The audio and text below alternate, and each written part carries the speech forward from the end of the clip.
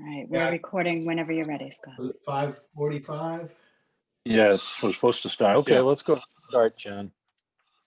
We can start. Okay, ready when you are. Let me know, Jen, when you're ready. Okay, All I'm going ready. to call the Katuitt Fire District. I'm going to call the Katuitt Fire District Water Commissioners meeting January 20th to order. And I guess we'll start with public comment. See if anybody, I don't know if we have public any here. public here by the looks of things yet. Nope, no public here yet. So I guess we'll hold off on that, and we may have, Fran might be joining us, so maybe we can come back to that later. So we can move to the minutes. Tom, were you going to make a motion there? He's got to make a motion that we accept the minutes from December and November, I think it is, 2020. Second. Is there a second? Okay, any Second. discussion, comments? Okay, all in favor say aye. Aye. Aye. Okay, great. Thanks for doing that. Thanks for preparing those, Jen. And let's move on to the water quality report. I understand we've got some both sodium and some PFAS to talk about tonight. Chris? Hey, how are you guys? So, Great, how are you? yeah, just a little bit of everything. All samples taken were free and clear of any kind of bacteria in December. We did also take VOCs, which I'm still waiting. We did get results on. Everything looks good there, which also had the MTBE that we always monitored, and there were non-detects in those also that we had decided to go every 6 months on. Yep. We also did some SOCs, and we're waiting results on those at 4 out of the 5 stations. For some reason, we have to take 3 this quarter, and then we'll have to take 1, 2, 4, and 5 again the following quarter, and they get back and forth. But other than that, we can go to the sodium. I don't know if everybody printed off their packet that Jen sent out. Does everybody have any paperwork or anything? Have no paperwork, have no printer. Okay, well, that sounds good. But I see it. Yeah, I have the results here. And for station number 4, we had a result of 20. Station number 3, 14. These are milligrams per liter. 9 milligrams, yeah. 20 at 2, 21 at 1, and 30 at 5. So we are increasing. I think our last report was 20 exactly, roundabouts. And they are going up. I don't think there's much we can do. There's really no way to treat it, I don't believe. It's just more of notification to people. Yeah. The one thing that I was going to say, and I was talking to Sean about this earlier, I was wondering why at station number 5, we seem to be so high. We got a 30 there. And it's our deepest well also. But we have that big development behind in Mashpee, Stratford Ponds. And we have a monitoring well in between there. I'm thinking the next time we have that done, I'm going to ask the person who does the sampling there to add on sodium just to see if it's high in that area. It might be coming from that area. There's a shallow and a deep we could take on it. Yeah, Chris, I remember we talked about this before, and I noticed that well was high. And I think I mentioned that, what about that development? Actually, now that up here in Vermont, I'm living in an area that has big hills and roads, and they don't use any salt at all. People go slower, little dirt on the roads. So we're very accustomed to think like, oh my God, we have to have salt, or otherwise life will stop, and that's not true. So we could approach that development and see what they're doing. The one option is to lessen the salt, and the other one is to use an alternative like calcium chloride, which is more expensive. But if they're in a drinking water area, something that we should pursue. So I would suggest that we approach that Is that a private, I believe that's private roads, right? That's not town roads? I believe so, because they have their own, they have a treatment center in there and everything else that is done. I could check with the town of Mashpee and find out if it's private or public roads in there. And if so, check with the association over there. Yeah, if it is the association, we may want to try to get on their agenda or, find out who the contact person is. I'd be willing to reach out to them just to maybe start a discussion, because first step is just to have the knowledge base. They may have no idea. In fact, they Right. probably don't have any idea that if in fact they are the source. And I would agree that certainly would be one place to look. If you look at the Zone 2 map, there's, right in the middle, clearly Correct.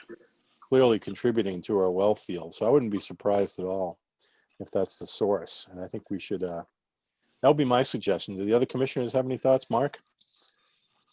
Yeah, two things. One is that I think there are two subdivisions. I think Katuitt Meadows, which is now fully built out, I think. Right. And it is partly in that zone 2 at least. Yep. As well as the Stratford Ponds. That's right. You're right. There are two. Katuitt Meadows is mostly in Barnstable, isn't it, Chris? It is all in Barnstable. Yeah, so that's Yeah. the Barnstable DPW would be, or whoever's plowing in there privately maybe. But the other thing, Chris, is so we test each well, but do we test the water in the tanks? What's the sodium in the tanks? What are people actually being delivered? It can't be 30. It must be less than 30. Oh yeah, it's going to be a blended. So do we test that on a regular basis as well, the treated water? We have never tested that at all. We've always tested it at the source coming out. So isn't it more relevant to people what they're drinking, that it's not one well or the other, they're all mixed together? It's like a fine bourbon, always, it's all blended, right? Right, exactly. We've always just had an average. We've always done an average of the 5. And that's what we put into our CCR with a warning usually in there that says, if you are in a low sodium diet, you might want to consult your doctor. But an average doesn't work because you're pumping different quantities from different wells at different times. Yeah. So wouldn't it make more sense to actually test it at the spigot? Yeah, and this is not a very expensive test, so I think it's probably something we should do more of, Chris. And I think, correct me if I'm wrong, but I think we have the obligation to notify our consumers if we're above the 20, right? Just for people that are on a special diet.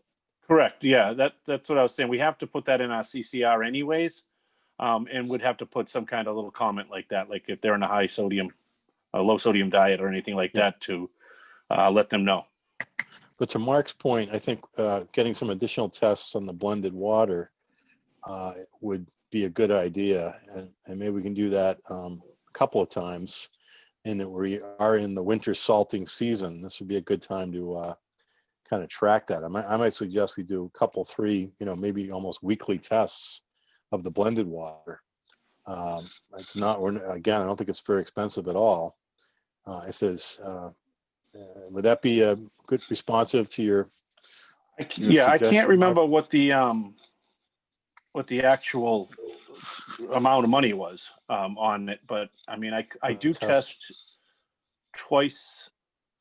If we're going in there to do a test anyways, once a month at each tank, I guess I could say, bring an extra with you and get it at the same time, the sodium, as we're doing them. You're doing it once a month now, you said? Well, we go in, we test for bacteria in there. We're in there once a month testing anyways for bacteria. That's one of our routine sample sites is our tanks. We have to test them by law. So it wouldn't be much to, bring some extra bottles with us and have them tested. I think one of the standard protocols when you do find an elevated level of something would be to retest a little bit more frequently to confirm for confirmation purposes. So that's why I'm suggesting maybe we do it more than once a month now that we've got these high levels. And I think testing the blended water does make a lot of sense. So why don't we look into doing it weekly for the next few weeks if we can do that? I don't think it's a big expense. Are you suggesting to do the wells weekly and do the blend? No, I'm thinking the blended water. I'm sorry.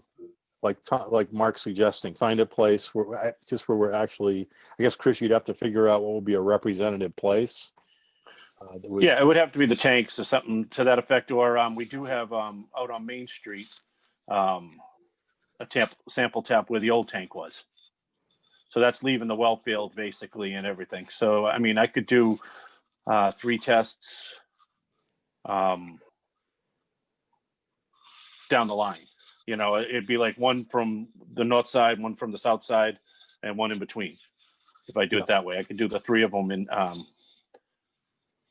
you want to check? You're thinking once a week? You're thinking right now would be the best? Well, I think we're in the middle of the winter season, and this is the time to find out what's going on. And again, I think kind of standard protocol is to up the frequency and retest. So instead of doing it monthly, maybe we do it a few times and just see if this is see if this is a consistent kind of a problem. And I think most importantly, to Mark's suggestion, is what's being delivered to the homes. Well, why don't we just get one test of the blended water first and see what that is? It may not be an issue at all. And then if it is, then like you say, do a lot more of it. But I like Chris's idea of, of testing of an opportunistic testing when he's there doing bacteria anyway, even if it's just once a month. Let's just get some initial results without making him run out there every week to do it. When would that be, Chris? Well, we do we actually do one tank the second Monday of the month, and then one on the fourth Monday. I mean, the first and the third. So they'd be the first and the third Mondays of the month that we'd go out there. So it would give us a little bit of a time difference too, I would say. So I could get them done at the same time. I'll ask for 3 bottles from the lab. Okay. And when we go next month and we just took samples Tuesday actually instead of Monday because of the holiday. But I'll have Sean take an extra sample with the sodium, put those in for at the same time. Okay. So that'd be an extra sample from each of the 3 sources, the 2 tanks and the old tank site. Right, the old sample tap that's there that you see driving down Main Street. Yeah. Still waiting for that Verizon to take the rest of this stuff off so we can kind of hide it there and everything. But yeah, That might give us a good picture as to what we're sending to our consumers, which I think, like Mark said, is kind of what we need to know. right. All right, and I'll just say just a quick comment. When I called up, I did send these results to the Barnstable County Health. They do have them also. So they know of the results that are there. By law, I'm supposed to send it to them. So I did. And talked to the gentleman. I can't, it's a name skips my mind right now. Tom McKeon? The Board of Health? McKeon, yeah. Yep. Yeah. So he does have these also. And when I did talk to the state about it, and I told them what the results were, I said, I seem to be over, the secondary MCL. And he said, what is it? And I told him, I said, I think the average, I can't remember what it was at the time. And he says, you know how many people would love to have your average right now? So I think we're still in, not real, it's above the MCL, but I think there are a lot more people up there that are in a lot worse situations. Some people are getting 80 out of their wells, They said. It's ridiculous how high it can be. Well, let's take a look and see what we've got. Sounds good. All right. All right. And Superintendent's report, or you have more on the water? Well, quality? there's just that there was a little bit on the PFAS. Yep. A couple things coming up. I'm trying to find. I had an email here from Bill Schwartz,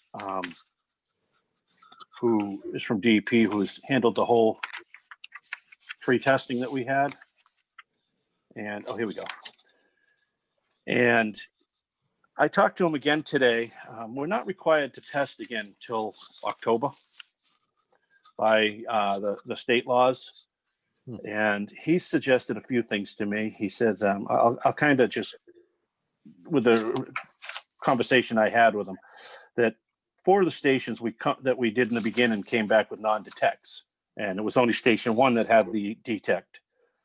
He suggests that I request that those be substituted for the first quarter of testing come October.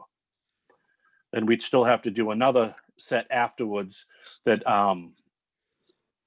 if we didn't have them in 2, 3, 4, and 5 again, he says we could get waivers on those and not have to test them throughout the year, because we're going to have to test station 1 every quarter come October. Their testing will be the first quarter of each, the first month of each quarter. So I have to monitor station 1 because it does have a detect in it. It is below 10. He said that right now, the free testing, we've done all we can with it. We're on our own now. Any testing we do, we're paying for, which is $300 to $400 a test. So we can go from there. I asked him about station 4 that we seem to have such a low hit on. We had a 2.1 when it had a non-detect before. He actually suggested that we wait a little bit and test it to see if the something might have been in there and gone by, or something to that effect. His suggestion was actually to wait until September, talk to him again, ask for the substitute, and then test then when we first come in October, around that time, to get our second sample in there to compare to what we have as these first results that they did. And that's station 4. Station 4, yeah, had a detect. They actually they wanted to throw one of the sites out, which is the entry point, because of the percentage of recovery was off. So the only thing he said that happened going for is that they were the raw and the finished water were very similar. So he doesn't think it was a bad sample, but he would suggest that we don't submit those right now. He said, I'd rather see you take another set. He said, come 6 months down the line. He said, and then you can submit that maybe at our expense.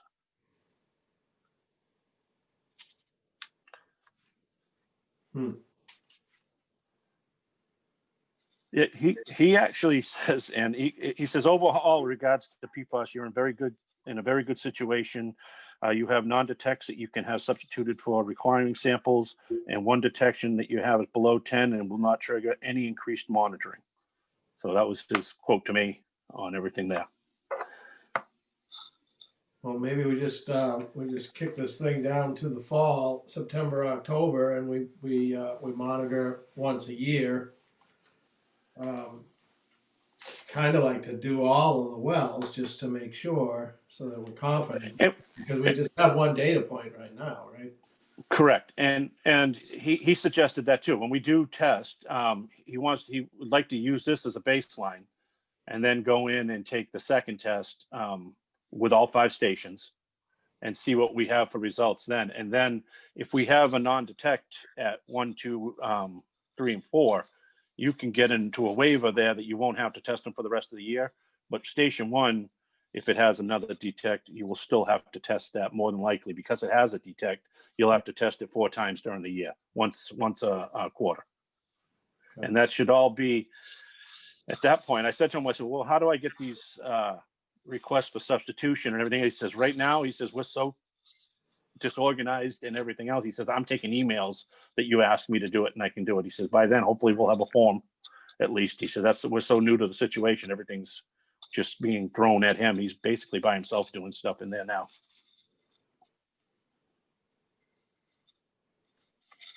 Okay, so the plan is to wait until, I guess it's September, October? I'm not required to test till October 1st, correct? And we would do all 5 wells. Correct. Okay. I think that makes sense, unless any other commissioners have any other suggestions. Sounds like we're in relatively good shape. Yeah, can you just tell me, what do you mean by a substitution? So you would substitute next falls for the one that we got this would, yeah, basically when he's saying the substitution is basically starting with the baseline. This first results that we did back in September could be our October testing, so that it's there, and I won't have, well, actually, I guess if I test again, I won't have to test in October. I can actually wait and do it in January. And then we'll get the second set in January, and they'll compare them to these results here. And that So will it set the baseline.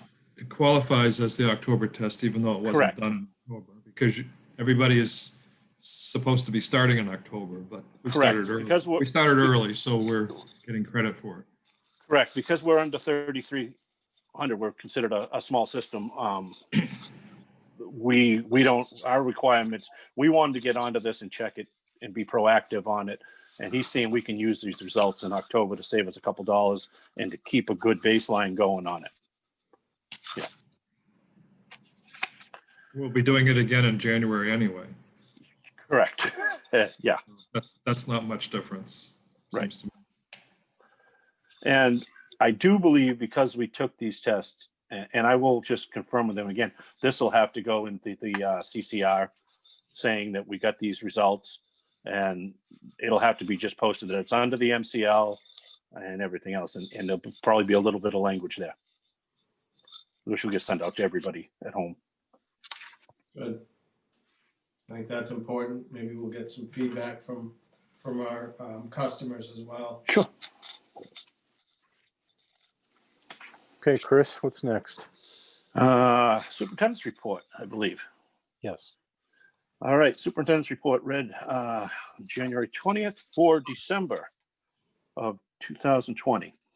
In December of 2019, we pumped 7,647,000 gallons of water.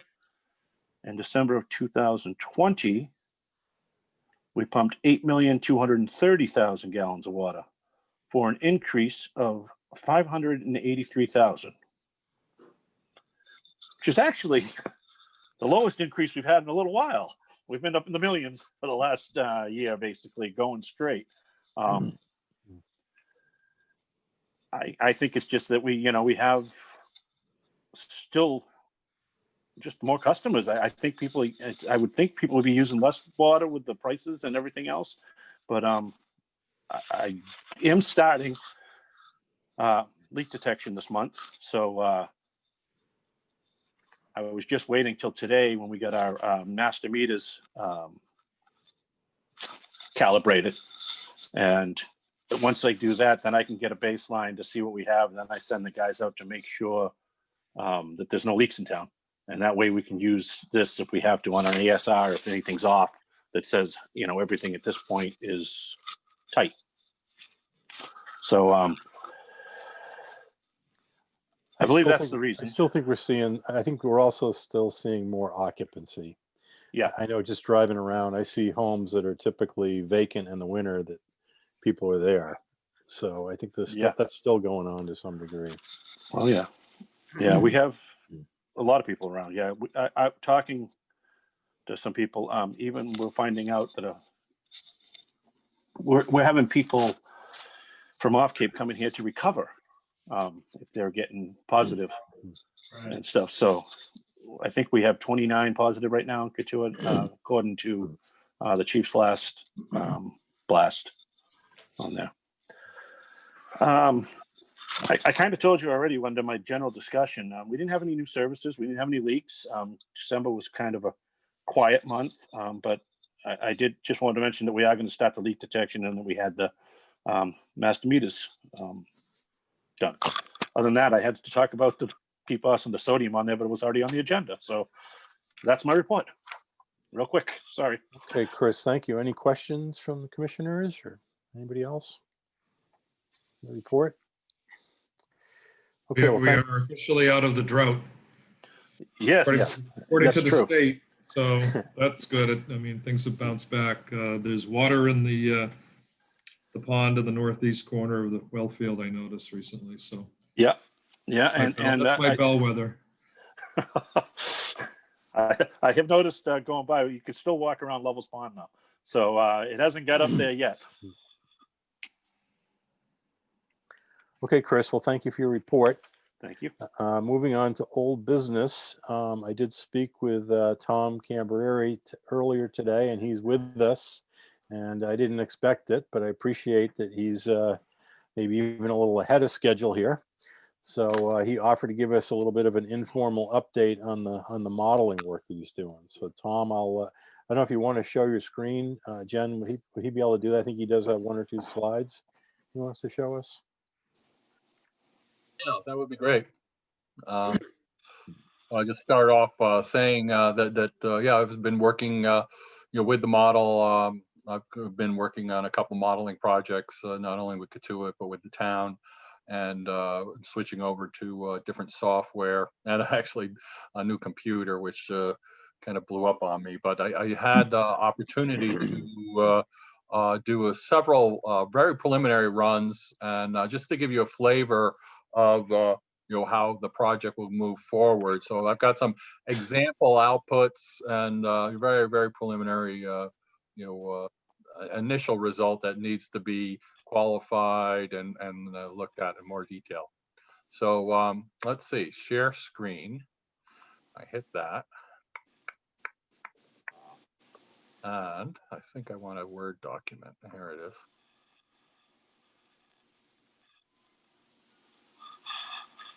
Okay, so folks can see that? Yep, yep. Okay. You see a couple things here. One is the background and the layout of the land and the roads. The other are the black squares, which are the wells. And I hope I have all those numbered correctly, Chris. Sure. Well, Yep. 3, 4, and 5. And then also is the little river that I scribbled out there on this particular document. So the squares you see there are the 400-foot by 400-foot grid cells that we call them in the model. And so this whole model is built from the Cape Cod Canal out to in the Nauset Marsh with these small cells. So it's like about 4 million cells, and maybe about 1.5 million are active in the model to simulate the aquifer. So and this is the software that I've moved up into, is this modeling software. And so this is just preliminary outputs. This one, maybe I could expand that a little bit. I'm not sure. I guess not. So this is, again, the wells here. And you're seeing that the Little River is represented by these green cells, which are the drain cells. So these cells act like the river. They can either receive water from the aquifer, or if the levels are above the bottom of the river, or lose it if the water goes below it. So this is a pumping scenario, and as I started to get into it to learn the what the district's infrastructure is, and I need to do some more work on that. Is like, well, just from the rates that are pumped here in the USGS model, and it's the 2019 model, is about 229 million gallons of water a day. That's the whole well field, all of your entire pumping there. So then I took I said, well, okay, well, what do things look like if nobody lived here, the aboriginal water table. And so you see that this is a water table without anybody, without a well field. So the inflection points around the water table contours, these are 1-foot water table contours. And you can see here, they're labeled here for you. Here's a 20-foot contour, 30-foot contour under the non-pumping scenario. So obviously, we need to look at the different pumping rates over a period of time. We're not looking to compare the non-pumping total, because you need to pump. That's part of why you're there. You're serving your customers. And then so what we use, as said, was the pumping rate in the USGS model is about 229,000 or million gallons a year. Okay, just a rough approximation. So, did have some additional information, and Chris helped me out with the more recent one. So that's a good rate. I wasn't sure how where the pumping rate from the USGS model would fall. You know, their last model was done in 2004, was published. So if we use that, you know, the pumping rate would have been around, 180 million gallons per year. Chris, were you saying something, or was somebody saying something? I didn't know. Okay. So here's the drain cells for the model. And so what did the model tell us? Well, they said that the drain cells, it's pumping that the flow of water into the little river is about 206 cubic feet per day. Okay, and how does that compare? Well, there's the 200. There's a lot of information here, but I'll draw you. I think you can see my cursor moving around. Yep. So here's the pumping. That's how much is in the little river that goes into the drain cells. And if you take all the wells out, the non-pumping, it's this much. So there's a difference of 23,000 cubic feet per day. Well, what is that? That's about 175,000 gallons per day. And the difference here is about a 10% loss of water, from non-pumping to the 2019 rate right there. So that's a very preliminary result that I have at this point. Just very, very rough. So I need to do a lot more work with Chris, looking at the various pumping rates. So here are the wells with the pumping rates that we used here in the gallons per minute. And we want to look at a couple of different varieties. Also, we want to look at any information that we can truth this better. And I did talk to the folks over at the USGS just recently. They're doing a whole study on rivers, looking at nitrogen loading to the rivers and all that. And so they've taken discharge measurements, and this is preliminary information from them as well. And so here's Santuit River, and you can see the discharges in cubic feet per second. It's 3.7, 3.6, coming up down to 7.5, coming down. And so here's Little River over here, and you have 0.47 cubic feet per second. And then in the middle of the river, it goes down, 0.05, 0.03.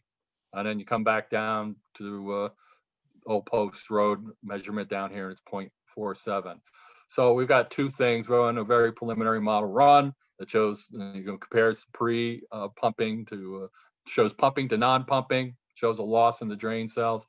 Also, there's a measurements of discharge. So this is I was pretty, interested in seeing that. I think the CFS, if I want to just relate that to you, up at the headwaters near Lovell's Pond, it's about 289,000 gallons per day. I still have a landline, and it goes off at all these inconvenient times.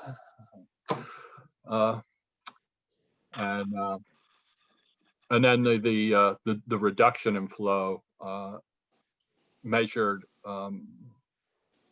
further down at these 2 points, 33,000 gallons per day, and then back down, it comes back up. So, what is happening in here, and how can a model help us understand what's happening in this as well? So it's a kind of a complete project that's kind of ahead of us, but this is a preliminary result that I just wanted to share with you to show you where I'm at. Hey, Tom, a couple of quick questions. Thanks for doing that. That's great. Do you know what, now while you have this one up here, the USGS discharge measurements, do you know what time of year those were done? Are those during the summer high pumping period? Offhand? September. No, I don't know. September. Yeah, Oh, there it September. is, September. Okay, 2018. well, that might be certainly the shoulder season. I mean, that certainly matches what I've observed out there going out and looking during the, the summer, what I'll call summer, which certainly would include parts of September. The other question, I guess, is you're using in the earlier model, you're using a annual pumping rate and using average annual. Will you, I suspect you will be able to look at more seasonal changes. So instead of annual pumping, we could look at maybe, gallons per day and look at a higher summer pumping rate, because I think that's the goal. Is one of the goals I think is to evaluate the summer peak, which we think is at least partially driven by the irrigation situation. So correct me if I'm wrong, but what you showed earlier would be average pumping for the year as opposed to peak summer pumping. Is that right? Yeah, that's how the way these models work. For the most part, there's annual, they're a steady state condition. So Yep. you throw in a steady state, which is annual average pumping, and so now you can vary that and say, okay, well, let's see what the seasonal, higher summer rate is in pumping. And I think, well, no, I'm doing some other work with Chris looking at that now. And so you can put that in, if you put it in a steady state model, it'll over predict the drawdowns. And as in a similar sense, if you look at the off season rates, that would probably over predict, under predict the amount that would affect it. So yes, we can do that using those rates, but we need to be kind of qualify the results in that manner. Sure. Okay, thanks. Other questions for Tom?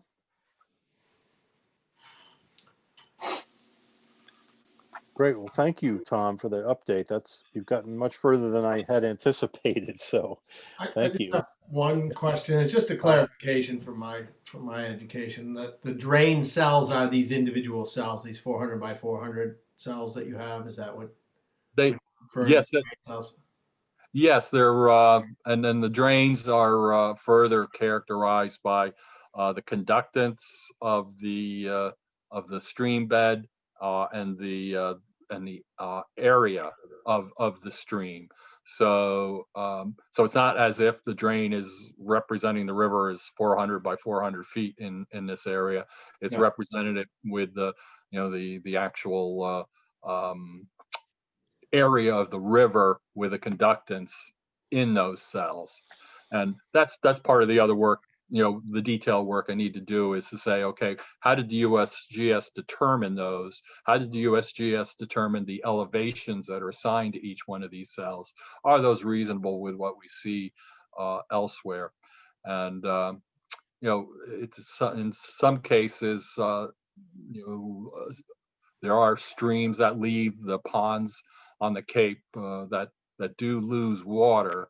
So there are some cases where that happens naturally versus being affected by pumping. And so we want to find out the best we can here as to what's going on. But hey, looking at the difference between pumping and non-pumping on a very preliminary basis, I'd say there's something there. Great. Thank you. Mark? Tom, can you go down to the stream flow again? Graphic. So can we look at the Santuit River? Now the Santuit River comes out of Santuit Pond, which is a much bigger pond, has a lot more potential water to drain out of. But are those stations aren't seeing the same kind of dramatic reduction in the middle? No. Not at all. No. And so increase it's the same geology, isn't it? I mean, it's all sand, gravel, it's outwash channels, it's coming out of ponds, and they're all well. So, I mean, the Little River is a much littler river, certainly at the headwaters there, because of I think we have some kind of berm there, Chris, isn't there, that kind of limits it anyway? Right. Yeah. I mean, as far as I know, Levels feeds Little River through a pipe, a 12-inch pipe. Yep. And from what I was talking to, the last person I talked to went in there with a garden hoe basically, or a rake, and stuck it in there, taped I don't know how many together, and he pulled out a rug. I don't know what else. He told me he pulled out like 4 or 5 different things. He said, and it still didn't get the water going. He said, I got no idea what's in there or even how it got in there. But that was a long time ago. And yeah, it is much smaller. I mean, I can, as a kid, I used to play at the Santuit River all the time with the herring were running, and I used to fish it and everything else. And that's a good sized river for around here. The Yes, other I guess one, it is, you know, it is apples and oranges in terms of just the size of the two rivers, but they are in the same geology. I believe so. Yeah.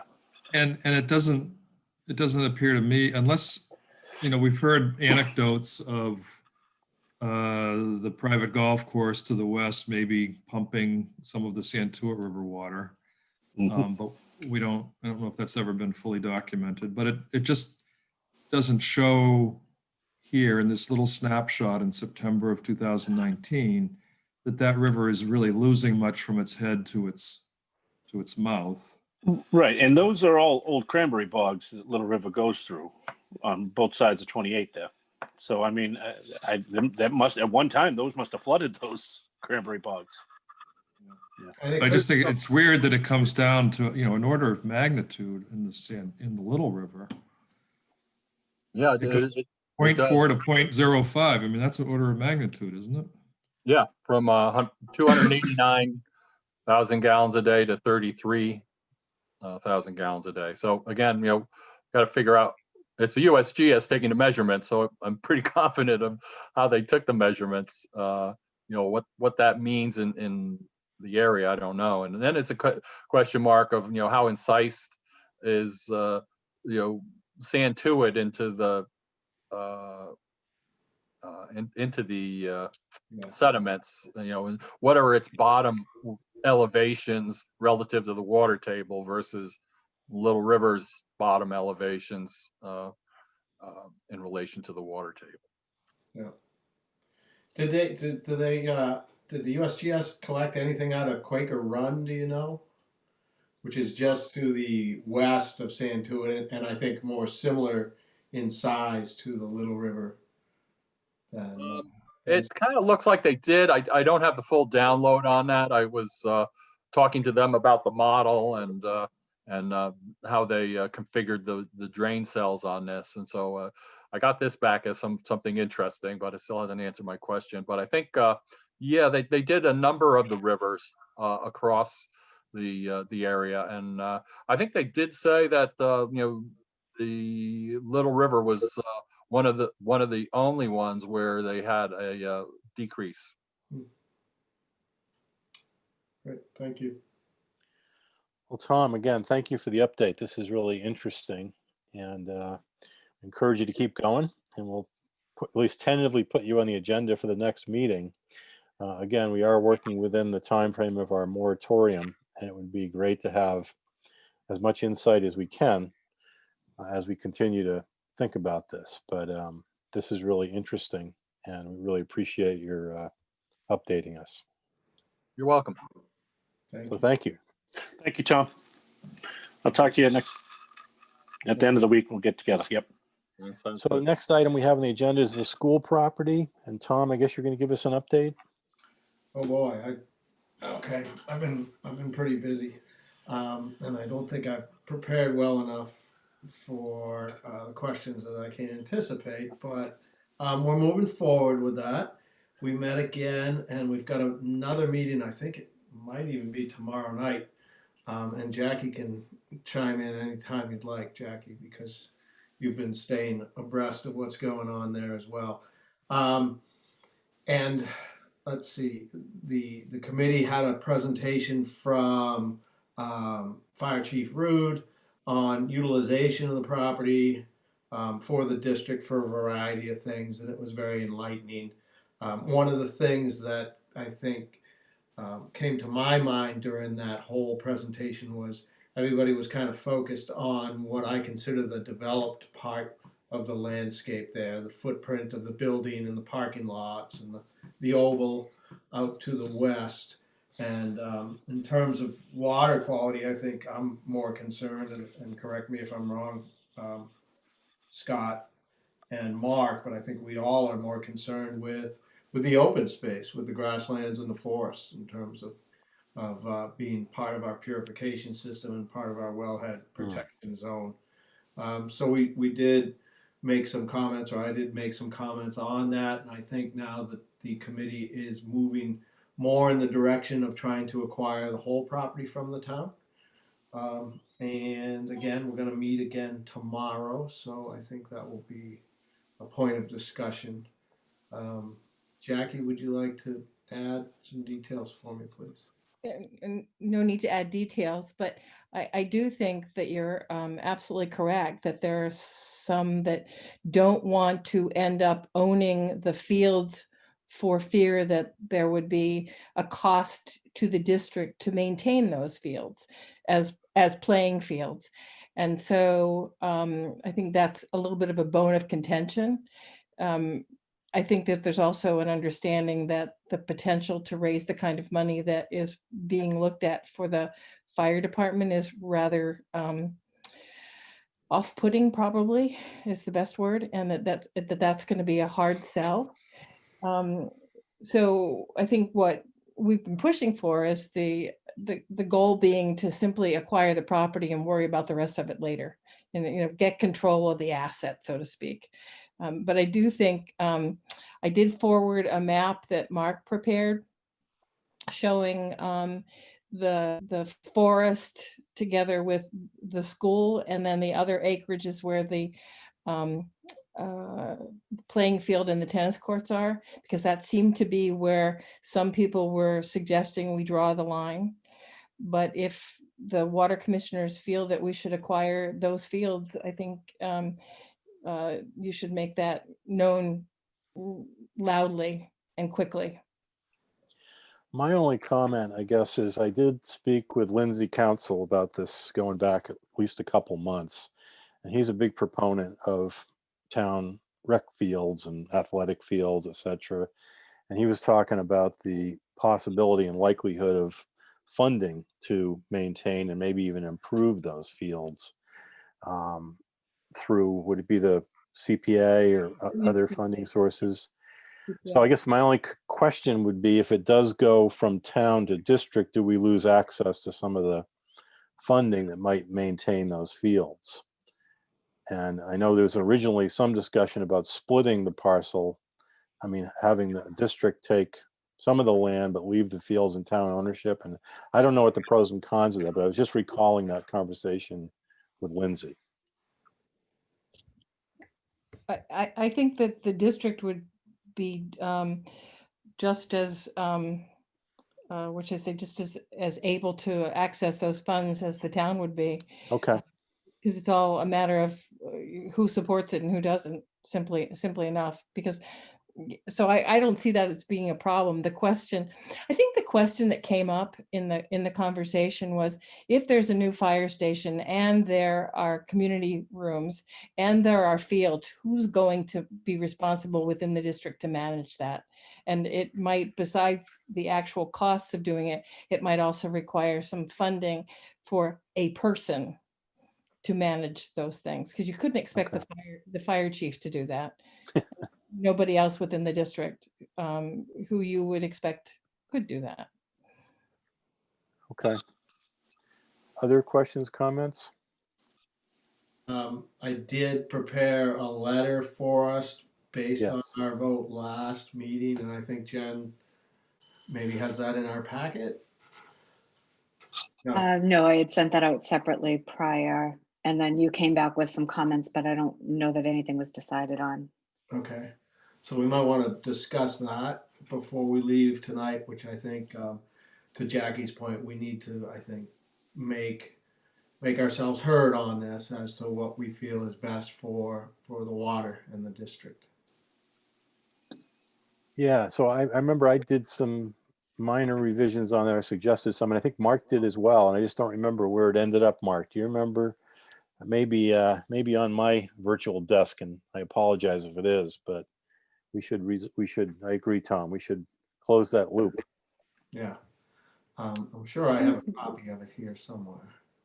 Looks like Mark is having trouble connecting to Yep. audio, but The last I remember, Tom, you had reviewed the edits Scott had made and wanted to change the pollutants back to soluble solutions or something. And Yep. I don't think there That's was any fine. discussion after that. So, Well, I indicated that was fine. I just wasn't sure that some people reading it would understand, but I think it's a better. But I thought Mark had a comment. Looks like he is having trouble connecting here. I know Mark, we sent it to Mark for final English editing. Oops. Hi, can you hear me? Yeah, we can hear you, Oh, Mark. we can hear you. Yeah, Mark, we just- sorry, I lost the we just- internet. No problem. We're just asking if you had, I'm trying to remember if you had a go round and some edits on Tom's proposed letter on the school. Yeah, project.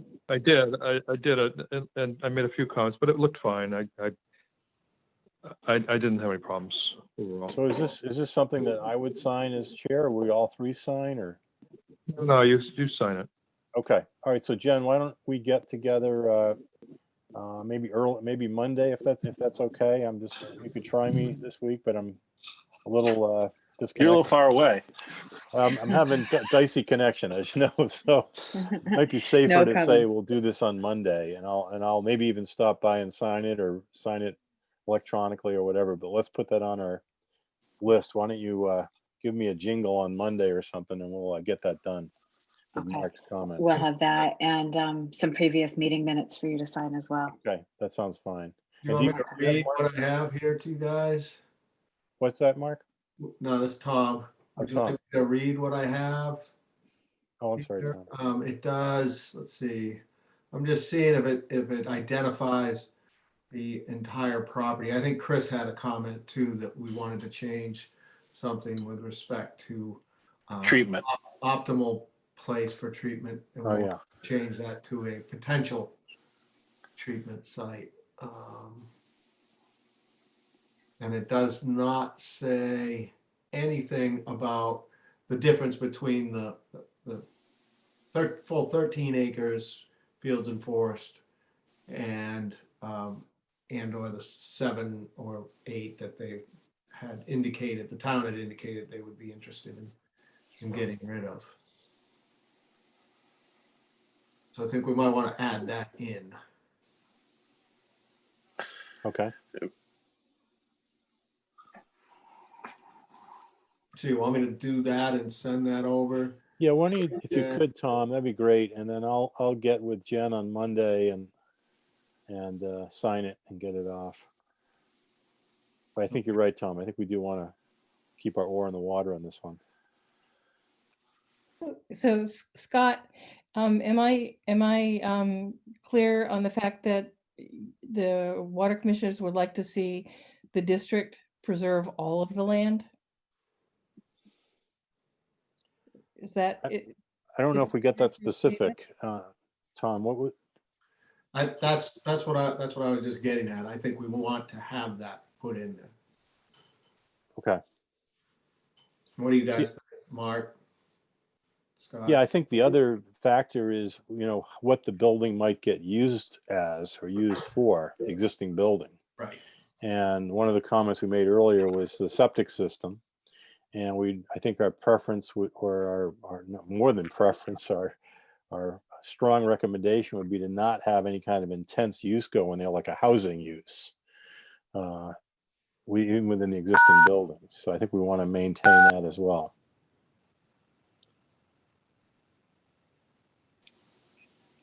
Yeah, so I've got my second paragraph there describes the elementary school site lying within our defined wellhead protection area and directly up gradient from one of our primary drinking water withdrawal wells. I could easily weave in some language there about the importance of the fields and forests as watershed recharge area for that wellhead. Yeah. And that would include all of the property. Yeah, if you want to, Tom, if you want to just forward that, once you get all the edits made one more time, either out or at least to us, so we can just take a quick peek at it again, so we can have something on Monday, that'd be great. I think you're right. In my opinion, the whole thing ought to be taken. The better protected we are, the better for us. Good to hear. Good to hear, Chris. Do we need a motion on that? I believe you guys already made a motion to send the letter before. We did. We made a motion to support the district's acquisition of the property, and we did not specify that the property was subdivided or that there was only a portion of it we were concerned with. I would entertain a motion on that just to clarify it. So moved. Is there a second? Second. Okay. All in favor, say aye. Aye. Aye. Great. Well, let's make sure we add that component to the letter. Tom, if you could just add that edit and send it off again, I'll get to that on Monday and we'll get that off. Okay. And thank you for continuing to participate in the committee. I know there's probably a lot more that needs to happen. So I think it seems to be going in the right direction. But you'll be meeting, you say, tomorrow night, you think, again? Yeah. Okay. So we'll keep this on the agenda. Jackie, thank you for your participation in this as well. Seems like it could end up being a really good thing for the village. Okay, well, next on the agenda is an old business item regarding the water rates, which I'm going to suggest that we postpone. I have nothing new. This is something that I had requested that we discuss at some point, but I don't think this is a priority, and I'm not prepared to make any specific recommendations tonight. So unless anybody has any comments on that, I think I'll just suggest that we postpone that to a future meeting.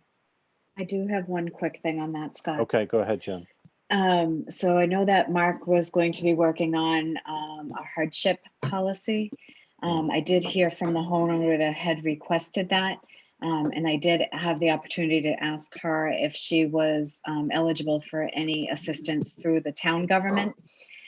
She said that because they're so close to the Mashpee town line, her children go to the Mashpee public schools and they do get lunch assistance. They have lunch assistance program through the Mashpee town schools. Okay.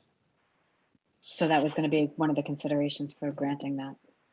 Okay, do we need to granting that? Yeah, I think it's just getting some kind of a, confirmation receipt or whatever they have that be certainly taken into consideration. I would think that would be the basis of our policy. I haven't written it down yet, but I think that that just kind of, is an objective standard that we don't have to make our own standard. I think that makes sense. Is there an action we should take on this tonight, Mark? Well, was there a specific hardship that was being requested tonight? Or just, It's the same one that came up at the November meeting. So it's Yes. pending. okay, the one in Santuit Newtown? Yes. Mhm. Okay, well, I think that they must have some kind of a letter or receipt or something that they can show us. And then assuming that it gets approved, we'll need to talk about how we're going to calculate that hardship request or what kind of relief we would provide. Yeah, well, that's something we'll have to think about. Maybe you and I can talk, Jen, about that. Okay. This is something we can put on the agenda for the next meeting and make a decision then? Yeah, I'll work on it in the next month. Okay. Jen, is she looking for relief immediately because of existing outstanding bills? She does have an existing outstanding bill from the spring, and I can only imagine it got worse with this one that we just issued.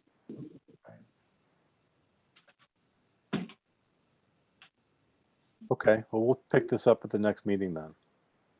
And Mark, you're going to work with Jen on it? Yeah, and maybe, Jen, since we are postponing any decision, maybe we can make a note that, there shouldn't be any additional interest until we make that decision. Correct. There is I have her interest. Yep. Okay. Thank you. That Yeah, sounds- I would sounds keep right. her off the lien list keep the property off the lien list until we we resolve this. I think that would be appropriate. Okay, we have one new business item on the agenda tonight, FY21 budget planning. Jen, do you want to kick us off on that? Yes, so I will have to provide a draft budget at the February meeting of the Prudential Committee. I assume that Chris and one of the commissioners will need to bring that officially to the Prudential Committee. So we'll have to when I get some dates on that, I'll let you know. Basically wanted to open the discussion of if there's anything that the commissioners wanted to set as a priority or as a capital expense, or things that we needed to consider in the budgeting process outside of payroll. I mean, Chris will be doing the employee evaluations and we'll work with you guys on payroll recommendations. But if you had any thoughts or considerations that we should take into account when preparing the draft budget, now's the time to discuss that. Chris, one quick thought I have is we were talking about the PFAS testing earlier. What about should we consider a little more money in there for some analytical work going forward, do you think? We'll check into that once we start going through for the yearly budget. We usually sit down and put down what the state requires. And after that, you know, we'll go ahead with a little more than that. Jen goes right through and she's got the prices of each test and everything and kind of gets it right down to the penny, then throws a little bit on top, just in case anything comes up. All right. But above and beyond the testing, Chris, anything from engineering or analytical fees that we might need for that? I don't believe right now, unless we get into a point where we're going to have to start doing more monitoring, then we might want to bring a engineering firm into it to help out. Other than that, right now, there's a lot of people out there that are calling already to say, if you guys need any help, you know, we're willing to give you a hand just for a certain price. The other thought I'm having on budget is relative to the irrigation policy, just thinking ahead, if we do in fact adopt a regulation, there might be some administrative costs in administering that regulation. And I'm not even prepared to say what they are yet, but I think it's something we should think about. I know when we talked about, you know, one of the ideas was to try to stay on top of so-called smart metering systems, et cetera. And somebody's got to do that. And the question would be, who's going to do that? Do we have enough staff coverage on that? Or is that a contract service, et cetera, et cetera? And again, I'm not prepared to throw out specifics, but maybe I'll give that a little more thought before the meeting in February, Jen, and maybe I'd ask others to think about that too. If in fact we do move ahead with that reg, there may be some administrative costs to go along with that. Are Anything you else? talking about the second meters for irrigation? Is Say that- again, Tom? Oh yeah, right, Are we exactly. talking about the paired meters, one for irrigation, one for potable use? Chris, you had some updates on that. Yeah, everybody I talk to that are out there, it's only time they've ever used a second meter is for sewage usage. If somebody's got, you know, has something like that, they use it to take away.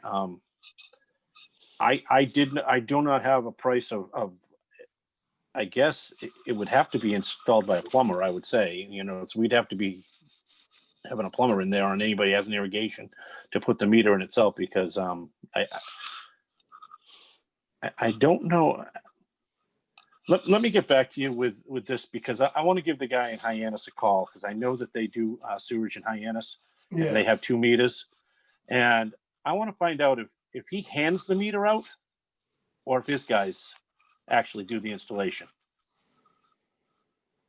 I know Falmouth, they let the plumbers do just about everything. They used to hand them a meter and everything in Falmouth and say, here you go, here's your meter and everything, put it in there and have it done.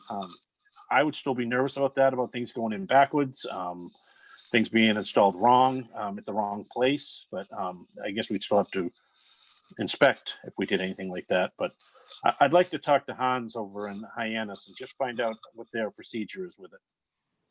I didn't really dawn on me to talk to him about it. I was talking to the engineer from Tater and Howard, and he'd send me some information from a few different towns that do it that way.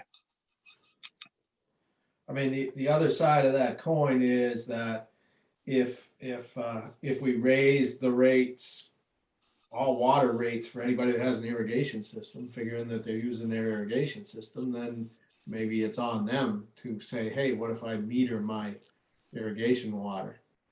And then it's just like, yeah, hire a plumber, meter your irrigation water, and we'll charge you the high rate on that, and then the normal rate on your household use.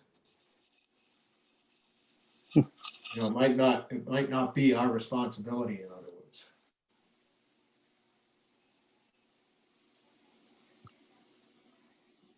I've Yeah. got a- This is Mark. I think that's an interesting idea, Tom, that creates an incentive for them to put the second meter in. Is that what you're talking about? Right, yeah.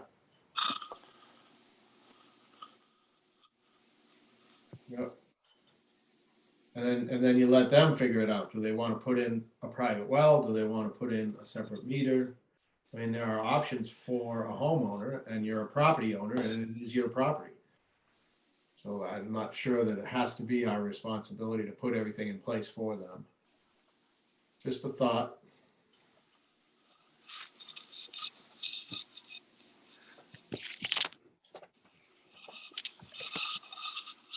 Sorry about that. My battery was dying in my computer. I had to run and get my charger. I missed that. Mark, I know you were asking about Tom's comment about adding a second meter, but I didn't hear the rest of it. So, I was just saying that Tom's making an incentive theory to make it more palatable for the homeowner to figure out what avenue they want to take to address it. Yep.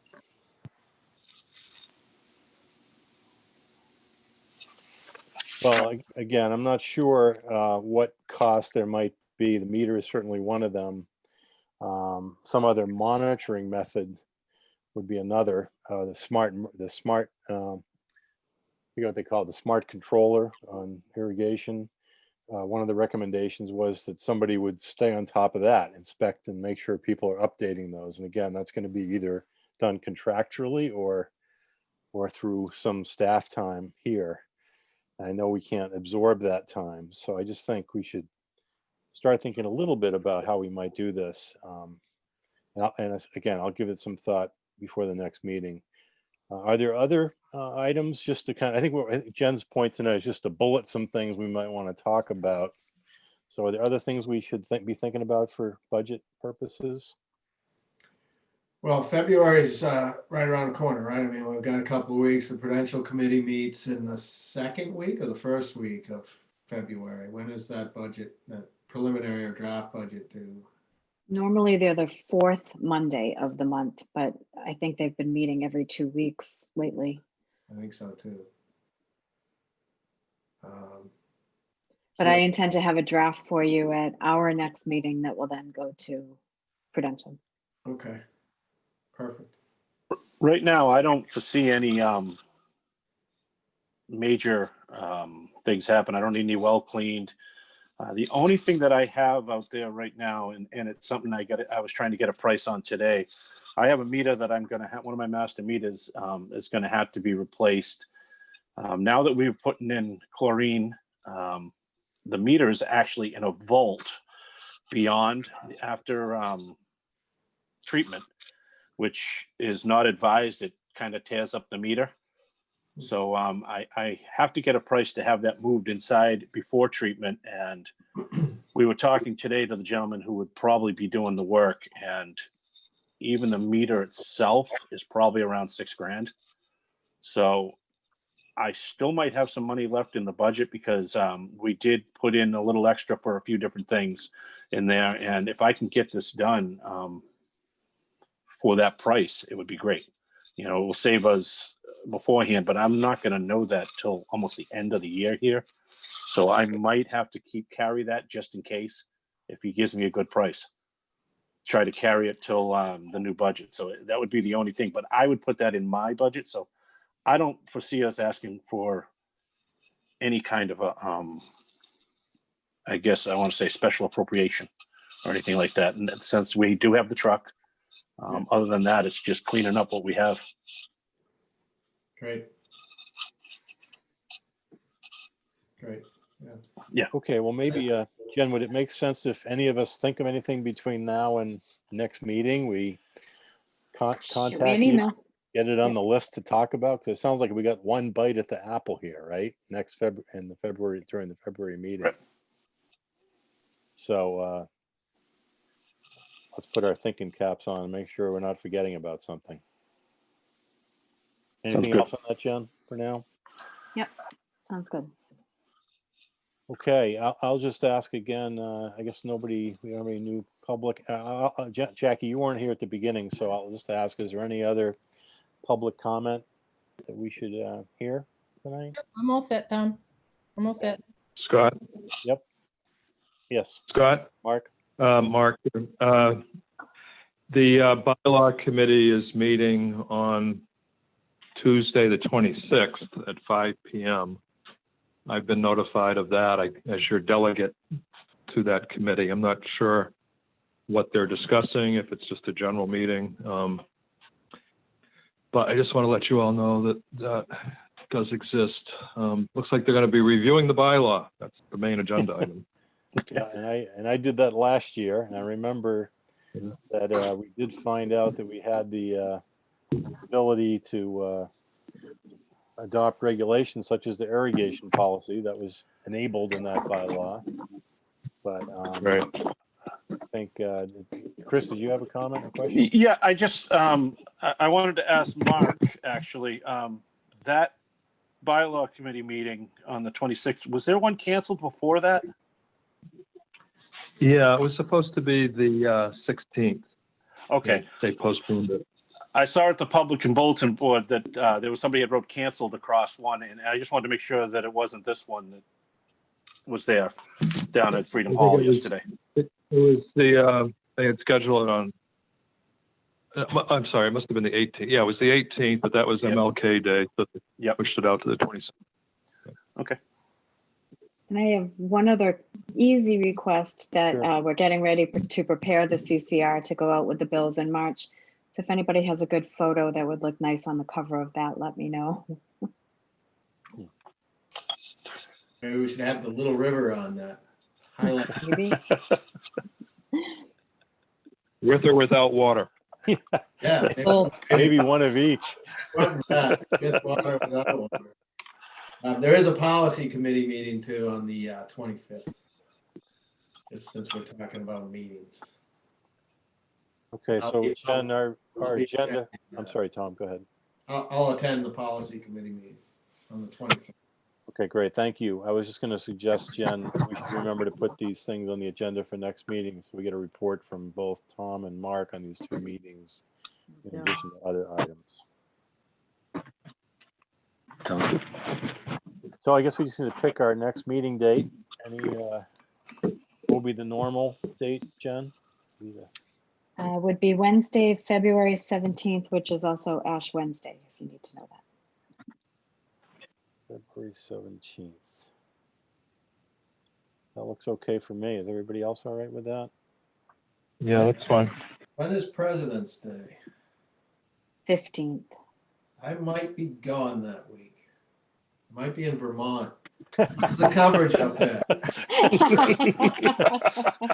Tom, that's not going to get you out of the meeting, sorry.